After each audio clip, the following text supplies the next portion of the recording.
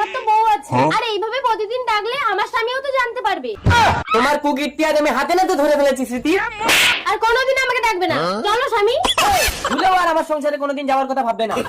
হলো তো, আমার সংসারটাও গেল তো, এবার আমি থাকবো কোথায়? আমার কাছেই থাকবে। তোমার বউজার আগে আমাকে দেখলেই তো তুলকালাম করে ফেলবে। কই গেলে স্বামী? আরে মূর্তি না, এখানে মূর্তির মতো দাঁড়িয়ে যাও আর আমি উল্টা শোন। আরে কি হলো, তুমি ঠ্যাঙের তল দিয়ে দেখছো কেন? আর তুই কে? আমার আগের জন্মের সমস্ত স্মৃতি আমি দেখতে পাচ্ছি দীপা। ঠ্যাঙের তোলা দিয়ে তোমার আগের জন্মের সবকিছু দেখতে পাচ্ছ নাকি? কই দেখি। আমার আগের জন্মের সবকিছু তুমি দেখতে পাবে। দেখতে পাচ্ছ? এই দেখো। এসো এসো কাছে এসো, তুমি ছাড়া থাকা এ জীবন। তার মানে আগের জন্মে তুমি একে ভালোবাসতে?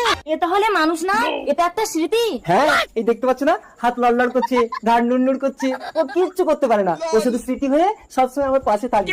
আর শোবার সময় সবার সময় চুপচাপ আমার পাশে শুয়ে থাকবে, কিচ্ছু করবে না।